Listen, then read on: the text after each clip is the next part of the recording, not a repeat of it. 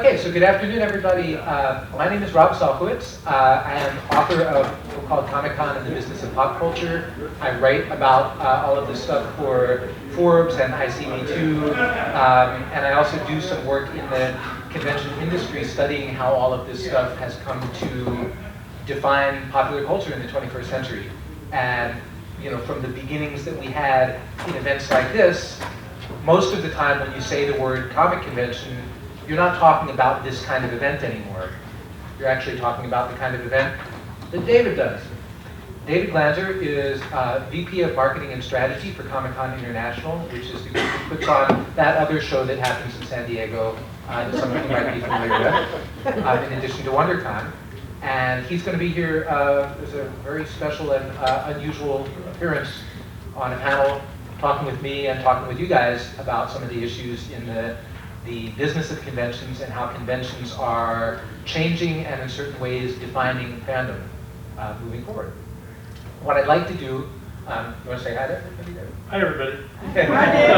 It's great to hear because honestly I don't often get asked to sit on panels, and I think there's a lot of information out there that may be inaccurate or it's very nuanced. I think Rob and I were just talking about this outside. So it's a great opportunity to hopefully have some questions on this stuff that we can address, and I think it's very interesting. It's very different being a fan and attending conventions for many years. It really is a very different paradigm than it was when I first started. And I'm also old enough to remember the old style conventions. This is the kind of convention that I went to when I was a kid in Philadelphia. We would go to the Phil Seuling conventions over July 4th weekend and things like that were much closer to this. If you've been to other kinds of conventions recently, you probably know that that's not quite what we're talking about anymore.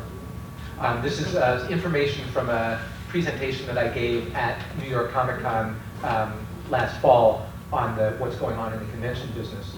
So over Labor Day weekend, there were a half dozen major fan conventions in North America, over 70,000 attendants. All happening on the same weekend, everywhere from Toronto, from Fan Expo Canada in Toronto, which got 110,000, to Salt Lake City Comic Con, to the Star Trek celebration that was happening in New York, run by Repop, to a bunch of other shows around. And then in addition to those half dozen, there were also 5 or 6 regional conventions of smaller size, probably 2 or 3 times the size of this event, all on the same weekend. William Shatner was at many of them, and I tweeted out, because I had written a story about this for Forbes, and I tweeted out, William Shatner headlined 3 huge cons this weekend. Does he own a transporter? It turns out that I had underestimated the captain, and a fan had come back with me to correct me. Seriously, he doesn't own a transporter. He owns his own warp drive vessel, because he was at Fan Expo, Star Trek New York, Dragon Con, which also happened that weekend, which I had forgotten about, because that's only 80,000 people in the Southeast or whatever it is. So these conventions are big business, and what started out as a passion project by fans a long time ago in the 60s and 70s has now become big business. How big?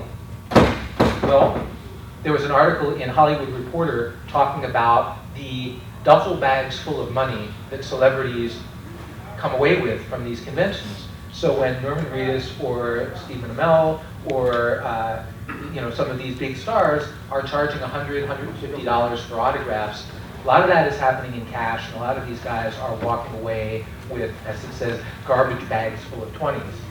I mean, this creates all kinds of interesting implications for taxes and stuff like that. But just the idea that the celebrity economy is what's driving these shows right now.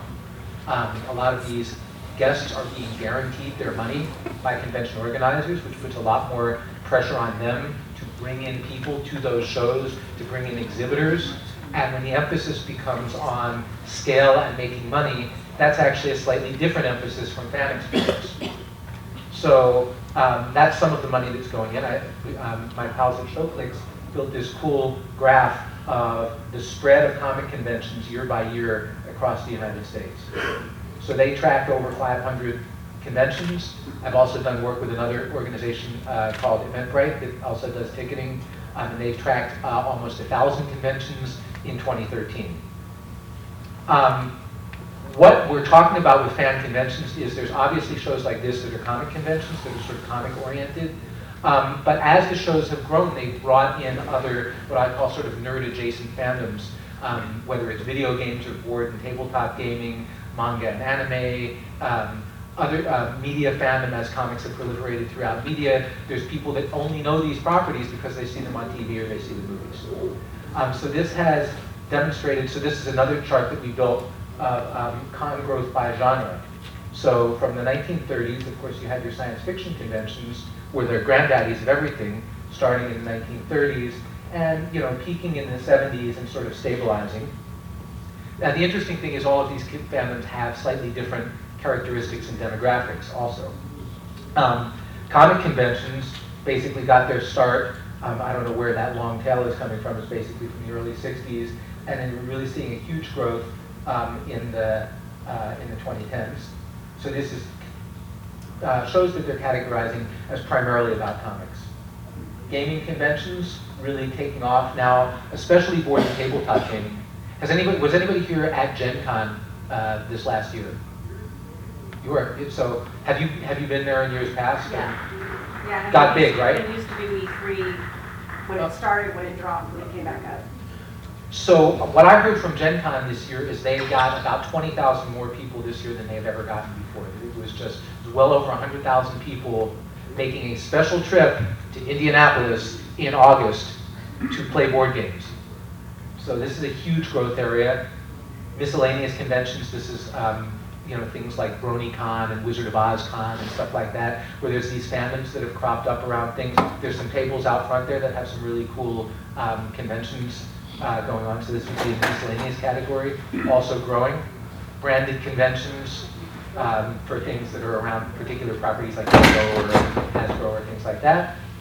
Manga and anime, another huge growth area. Most big cities now have a manga and anime convention that gets at least 50,000 people, and a significantly different demographic than most comic conventions. But by far the biggest growth area is pop culture conventions.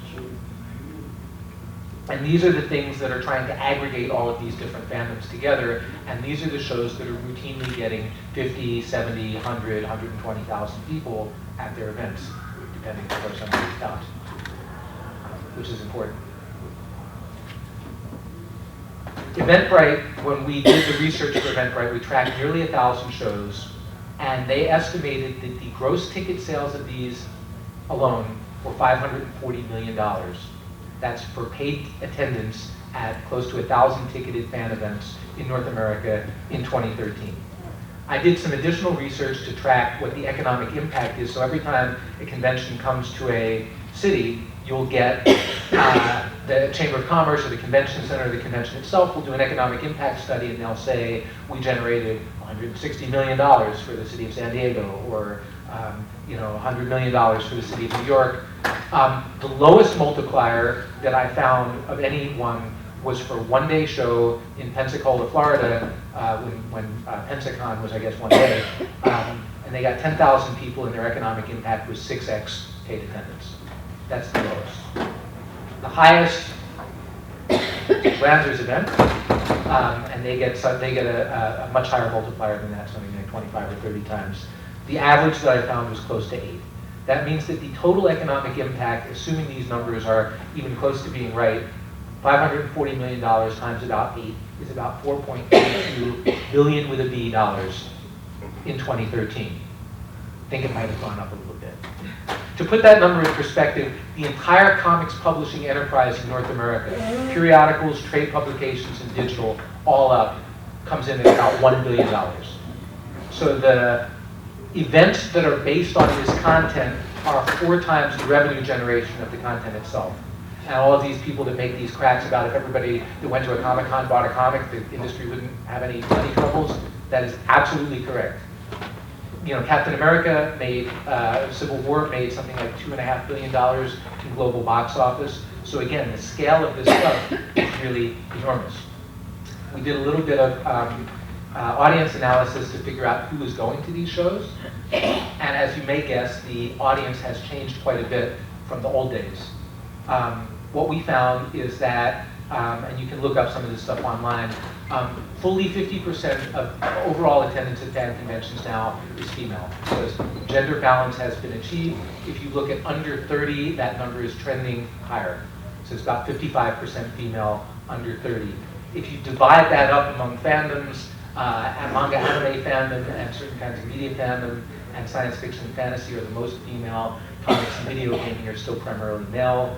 We've done done research to figure out who's spending money, what they spend money on. People love buying artwork at comic shows, at fan shows of all kinds. So here's the numbers on the gender identity. This is the show clicks got their number.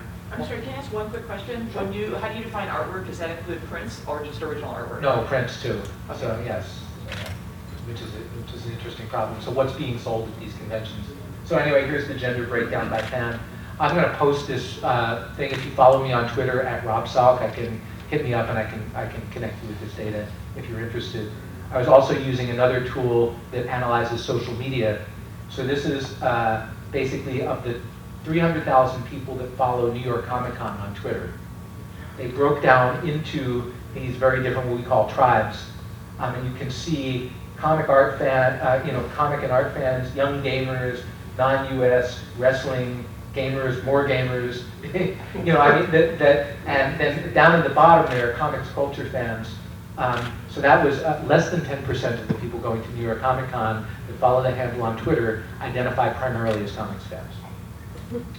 And then you can kind of drill down into that, and these are the people that they follow. And as the deeper you get into these tribes, the more you can see the differences in the demographic groups that now make up fandom. So what used to be this very homogenous group that was united in one identity and one sense of self-conception has now become extremely diverse. And then, just briefly, before we get into the conversation, this is sort of a deeper dive into that. So this is New York Comic Con's cluster map, and you can see in there very distinct groupings. This is the San Diego, so this is the 1 million people who follow SD Comic Con on there. And what you're seeing on the left from New York Comic Con is a lot of very distinctive groups that are segmented. New York Comic Con is a gathering of different fandoms that are all there for different purposes. San Diego Comic Con has a much greater convergence in the middle, so even though you can identify all of these different groups, what you're identifying them on is around, like teen girls versus moms and stuff like that. The wrestling people are still off by their own side. What San Diego Con mostly gets, unlike most other conventions that I've looked at, is people who are passionate fans of lots of different stuff at the same time. So the fans that make the pilgrimage to San Diego are the uber fans who like everything or who are open to a lot of different things. One of the things you look at when you look at these segmented fandoms that go to different kinds of conventions, the manga anime fans, for example, aren't really interested in anything except for manga and anime.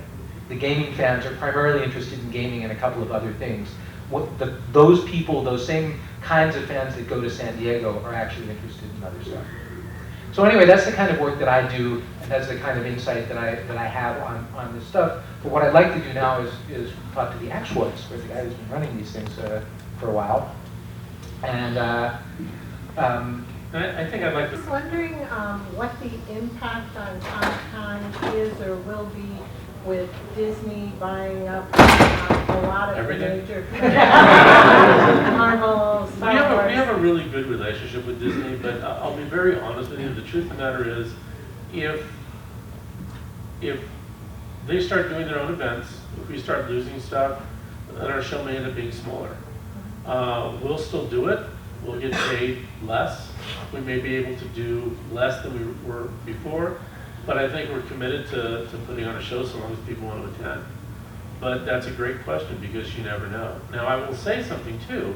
Sometimes people think that you can just, say comic convention, people throw money at you, or pop culture convention. Just this past year, a major magazine did a pop culture convention, and it tanked. And they spent a tremendous amount of money on it. Well, you know what?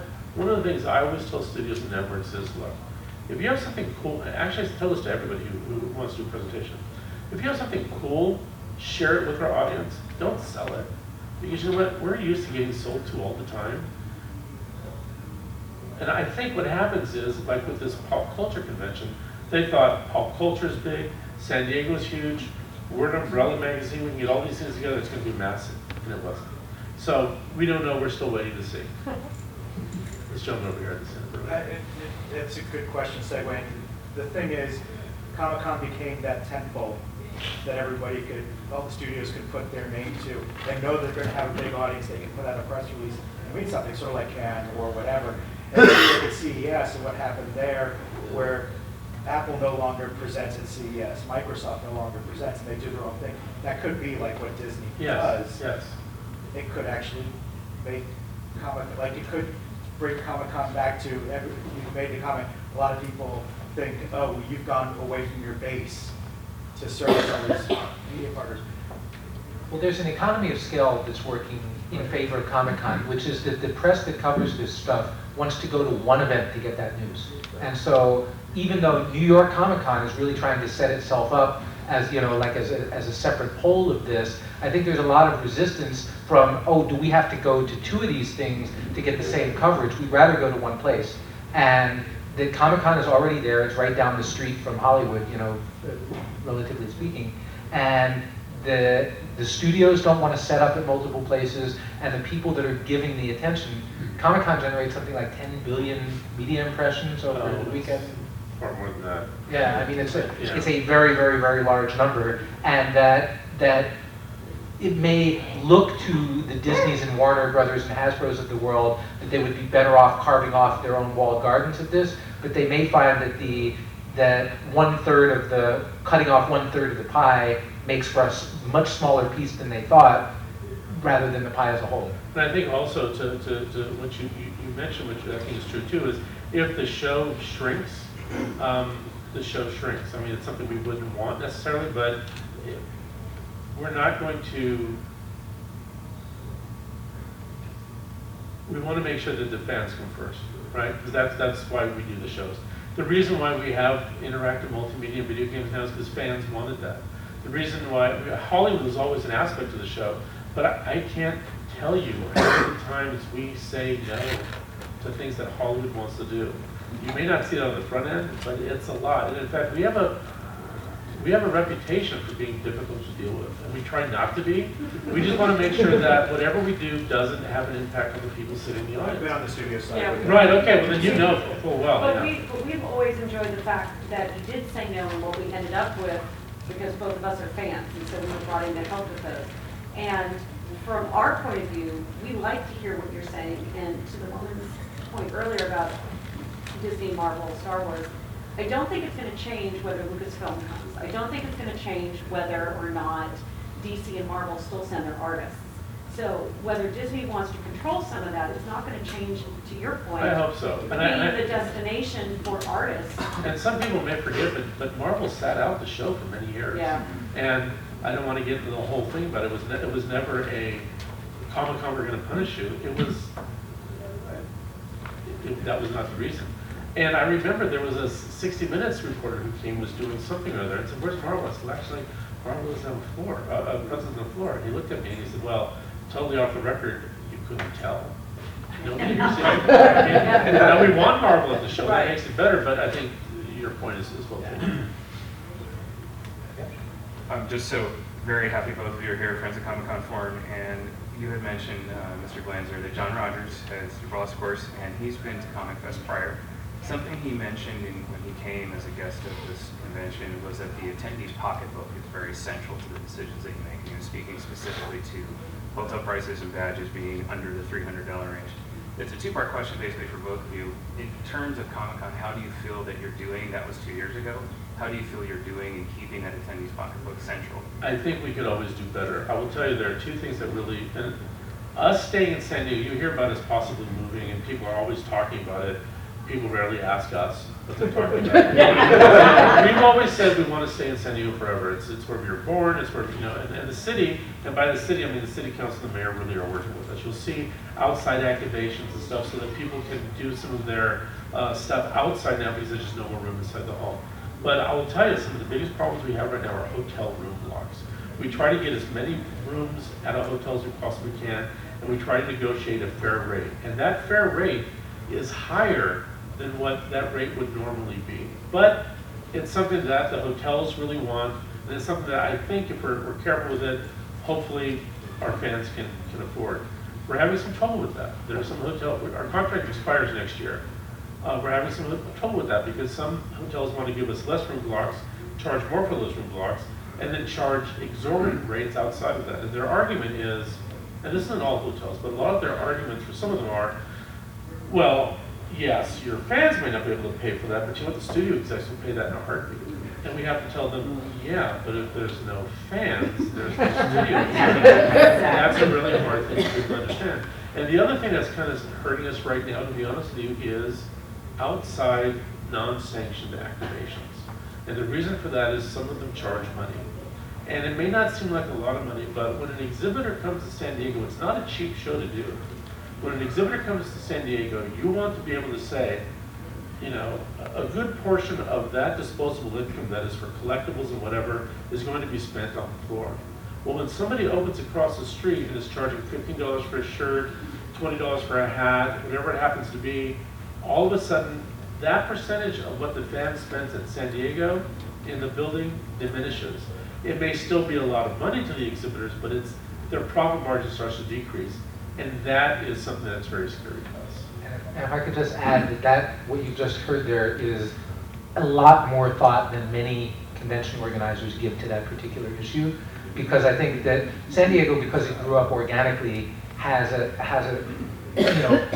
made a lot of mistakes to get to the wisdom that you've got around these issues. A lot of newer conventions come in and they have, number one, they're for-profit. Number two, they have their target attendance, they have their target exhibitor stuff and things like that. And they work from that backwards and say, okay, how are we going to fill our exhibit floor? How are we going to pay our guests these big guarantees to come to our show? And and then the thought that there is some limit to the fan pocketbook is the last thing on their mind.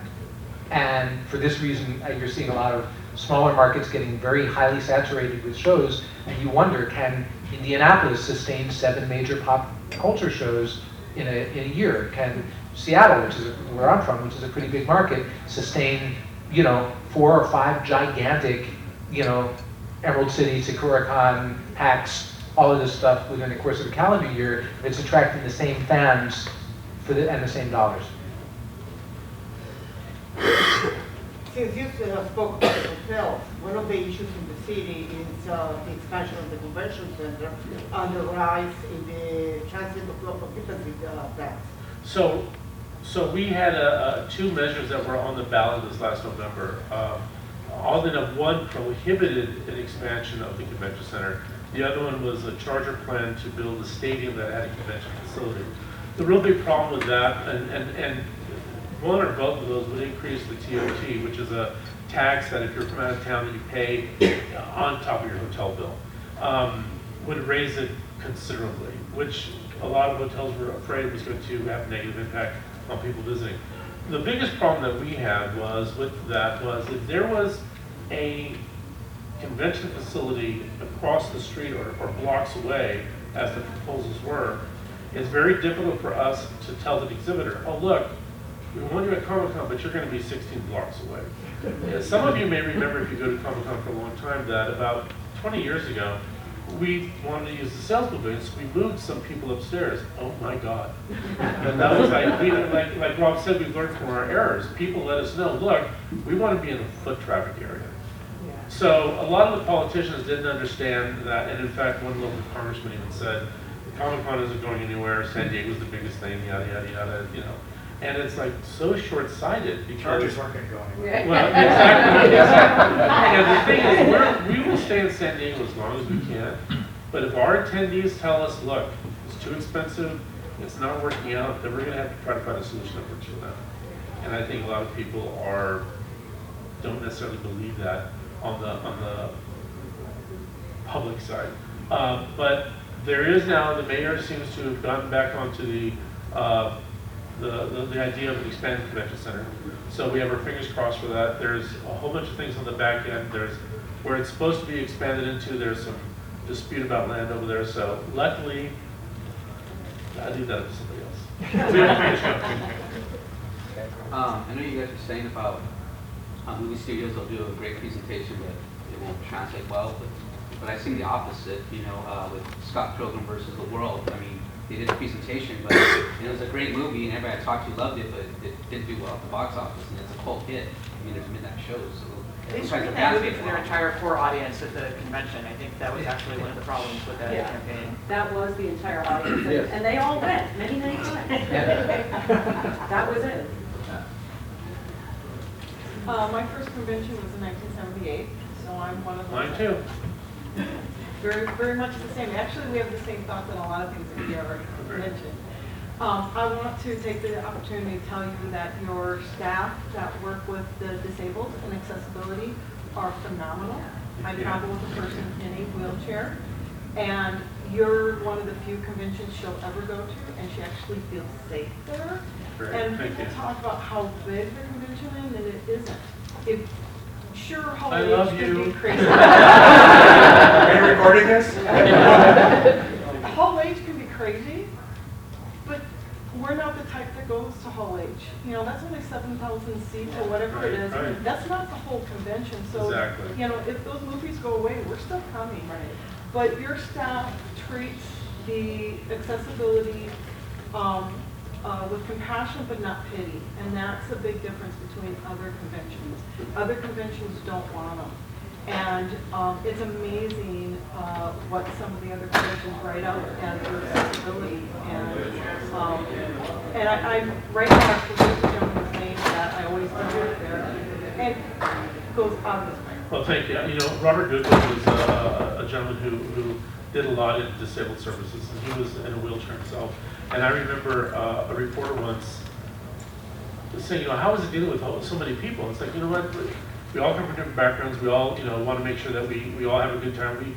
We actually have more ADA seating in a lot of our rooms than is required because it just makes sense. But I remember doing this interview once, and Robert, who should have known better, had an electric wheelchair and was like zooming down, you know, and out of habit, I'm all, no running.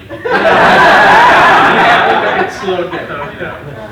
So But there's the no fact that difference. she feels safe in those crowds because you've done such a good job. I have to tell you, one of the first things when I first started as a volunteer, my boss told me, you know, pop culture, comics, this is our big thing, this is what we're known for. But I will tell you right now, our biggest thing is safety. And trying to make sure that people are as safe as possibly can be. And back in the day, parents would drop their kids off Yeah. and then pick them up at 5. Now you can't even imagine that today, but we used to have this huge board where you could write, because there was no paging, nobody had cell phones. You know, Jimmy so-and-so, mom was here at 5, you better be here at 6. My first convention was in 1992, and I was one of those kids who was dropped off. And Thank God you survived. yeah, and I turned out fine. But seeing the convention grow and change over 20 some odd years, I'm one of the people who, you know, when I tell people I go to Comic-Con every year, the first question is, well, do you dress up? And I say no, because it's July and it's hot. And then, you know, what movies did you see? And I say none, and then they kind of look confused. And so I just kind of wanted to reiterate the love that I give to you guys about keeping the comic book programming as, you know, by and large, the biggest block of programming that you have at Comic-Con, the guest list, and even, you know, even if they're not on the special guest list, the number of comic creators that attend is still I love you too. far superior than the other show.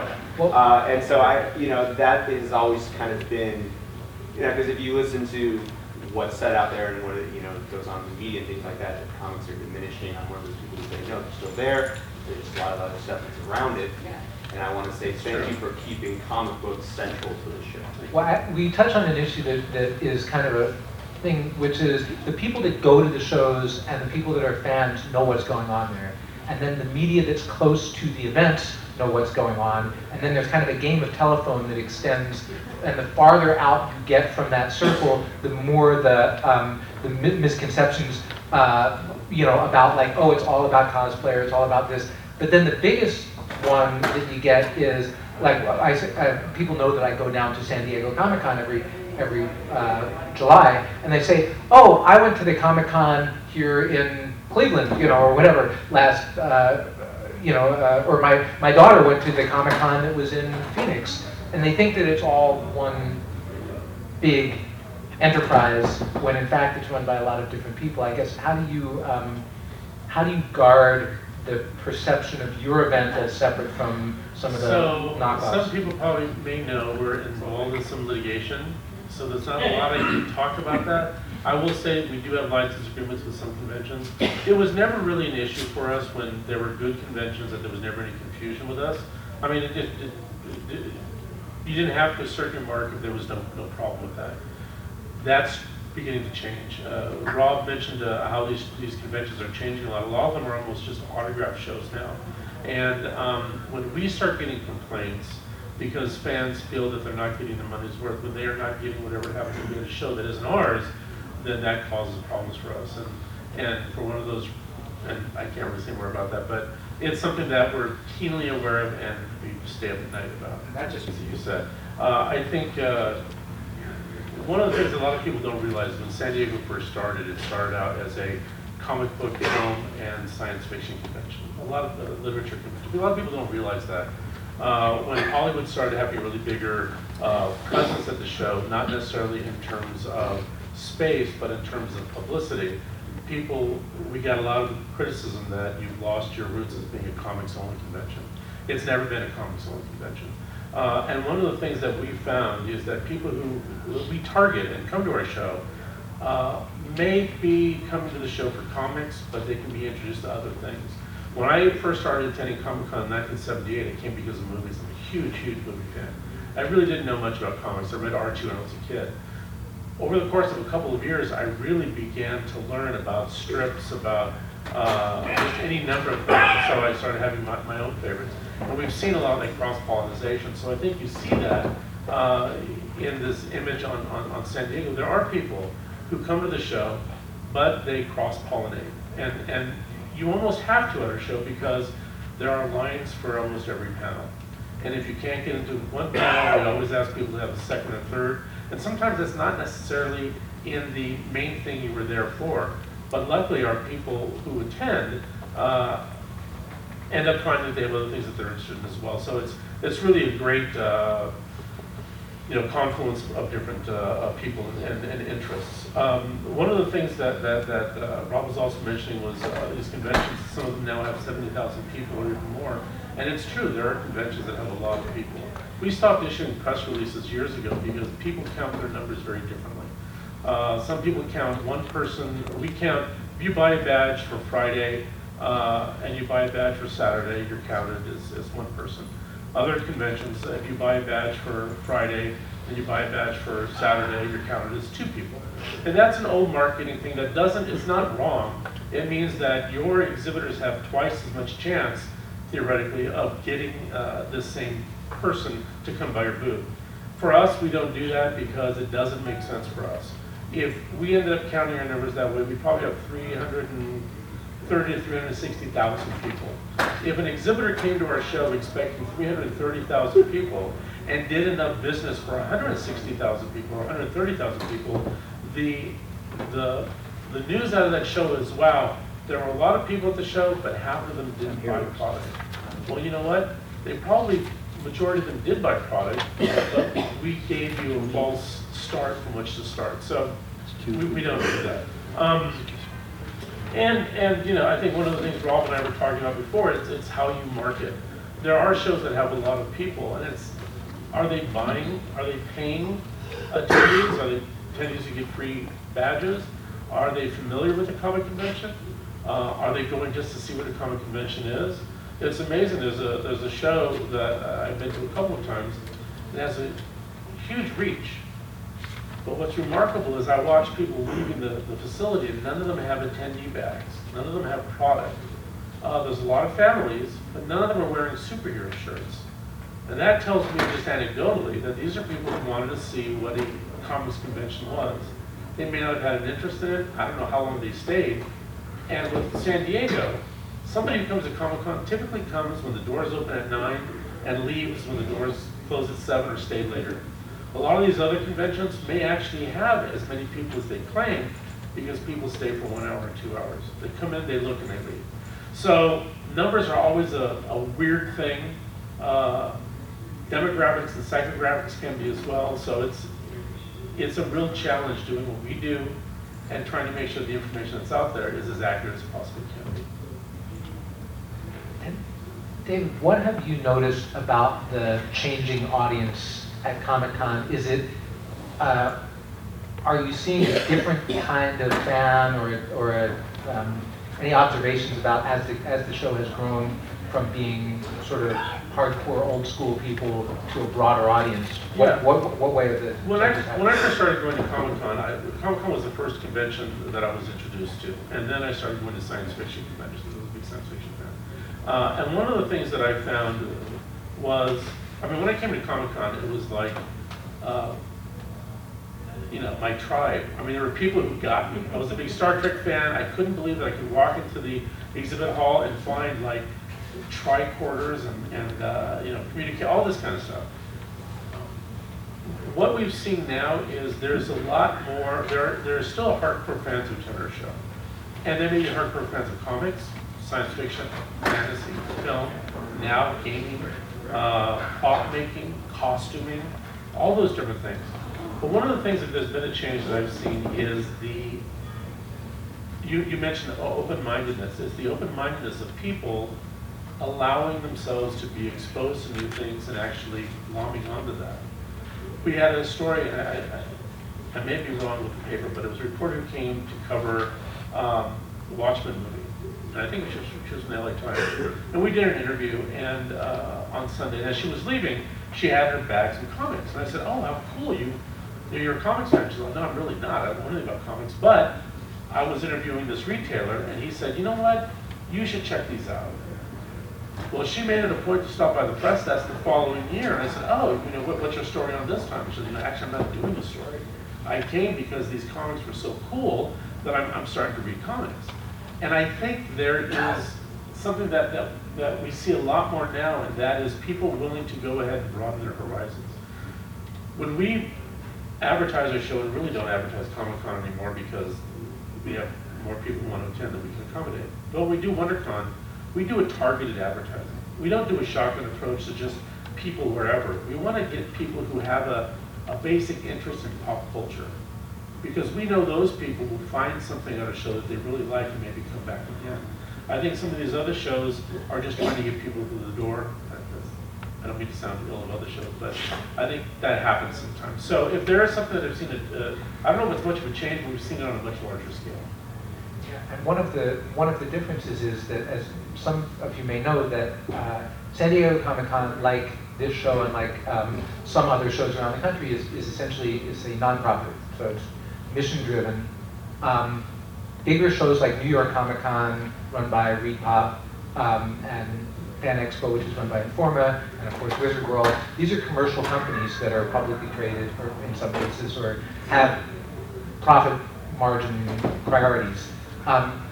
What do you see as some of the biggest differences between those two models?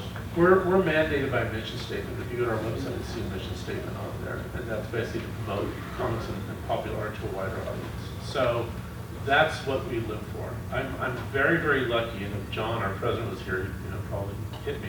But I've never been told, we got to increase the bottom line. We got to increase the bottom line. I've never been told that, and for a marketing person, that's really unusual. In fact, my new title now is Chief Communications and Strategy Officer. They've taken marketing out of that altogether. And it's not that the show sells itself, but that's such a small focus of what we do that it seemed really kind of silly to have that as a department title. I think what we end up trying to do is we're fans, we try to put on the type of show we want to attend.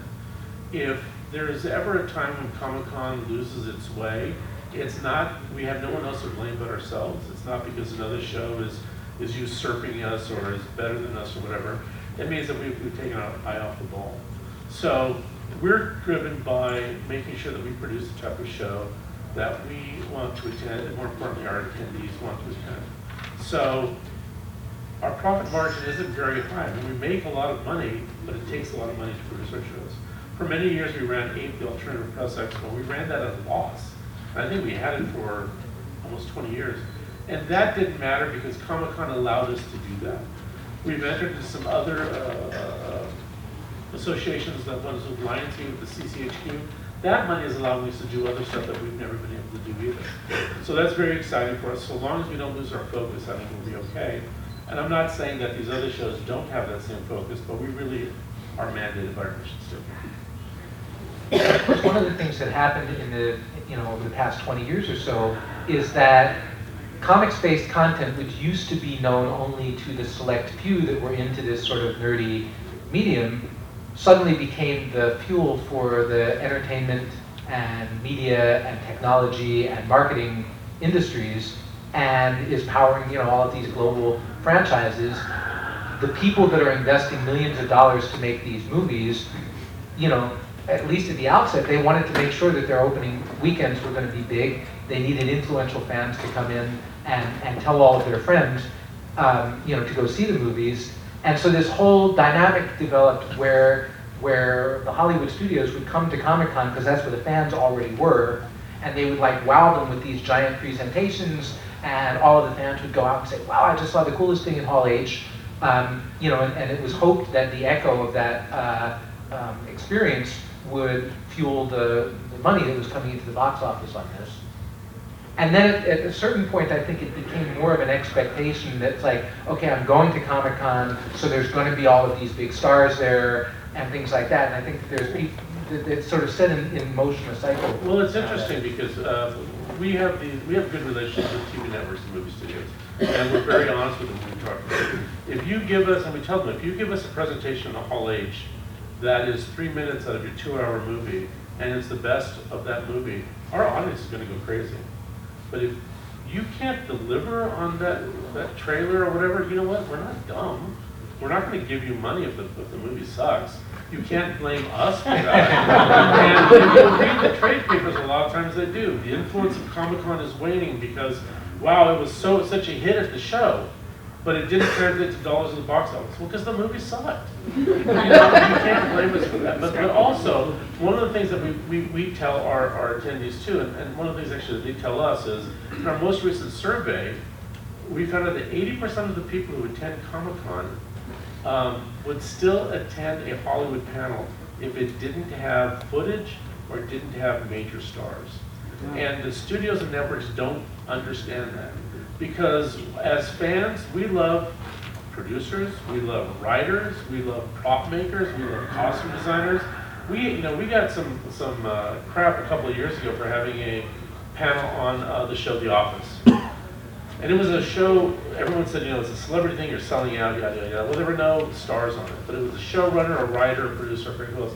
It was one of our most successful panels. And the reason being is there's a lot of people in the audience who, A, enjoy how things are made, but B, are budding writers, producers, whatever it happens to be. So we hit that mark, and sometimes people don't understand that. And we kind of get crap sometimes when they just take these at face value. If they would look at the reason why we do stuff, why fans attend, they'd have a clear and much more accurate understanding of what we do and why we do it.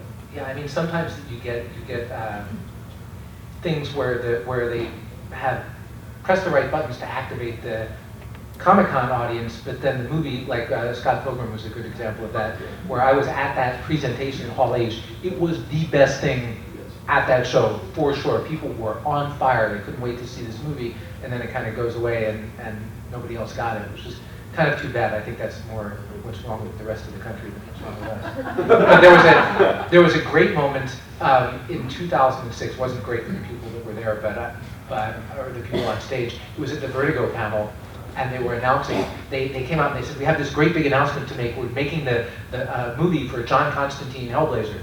Everybody was like, whoa, great, that sounds great. And you know who's going to be in the movie?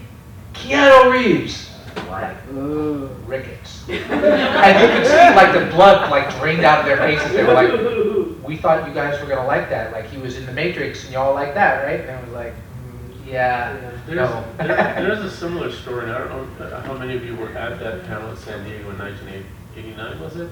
When Warner Brothers did a panel on, they were going to do a Batman movie. And I think Gil Kane was there. Jackie just left. I think Gil Kane was there. And everyone was very excited about it. But they started getting a little nervous because they said the director was going to be Tim Burton, who was most famous for Pee-wee's Big Adventure.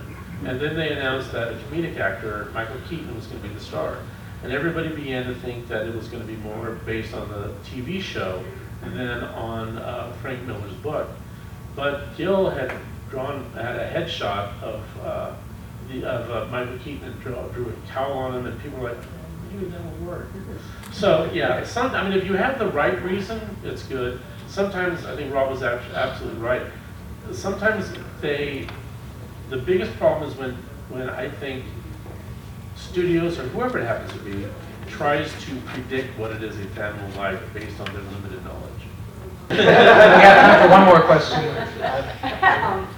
I guess as an attendee and having experienced Comic-Con 20 years ago to today in different ways, I was in a wheelchair for the past 2 years. Thankfully, that's working out. So I've gotten a lot of experience in different aspects of Comic-Con, and I'm looking at this board, and I see the future of Comic-Con and what the brand really is. That has a tendency to split off, and it will, because those communities are so separate. What makes Comic-Con great is that the cohesion of these groups gets better and better as Give me time goes goosebumps, on. and you're absolutely right. I will tell you something. I'm glad that you're doing good too. I'll tell you something. Thank you. It's remarkable, and I say this every once in a while. The people that attend Comic-Con, I don't know that they would necessarily hang out on any other weekend, but during Comic-Con, you know what? Everybody's friends. I mean, whether it's an attorney or a college jock or a nerd like me or whatever it happens to be, and everyone appreciates that somebody else has an interest in whatever it happens to be. And that's one of the things I'm happiest and proud of You stuff. talked about protected. To me, It's, it's you know what, we always all- protected Yeah. that we could people. Well, the vibe of this, when I was first there and there was 35,000 people and stuff like that, and I went back and I went by myself and then I told my wife and I said, you have to come down here. She wasn't all into it. That changed. But just when you walk, when those doors open for the first time on preview night and you walk in and there's 100,000 people all ready to have the time of their lives, it can't help but be an incredible thing. Like that much positive energy in one place. And you belong. You belong. And one of the things I think we've always strived to say is we're nerds and geeks and whatever, but we've always had a great time. We always knew this was a great event. The world is welcome, but you're coming to our party. So, you know what? Just as if you would go to a neighbor's house, you're going to be on your best behavior, and if you're not, then we're going to ask you to leave. And it's not trying to be, dickish or anything like that. It's just, it is a safe environment. I mean, it should be a safe environment. This is us. You're more than welcome to join. Hey, the more the merrier, right? But if you can't, if you want to be derisive or something like that, then you don't belong here, and we don't want you here. So, thank you all for coming out. Join me in thanking David. If you feel like sticking around, I will be in this same room, in this same seat for the next hour talking about the future of comic storytelling in the digital era, and I have some really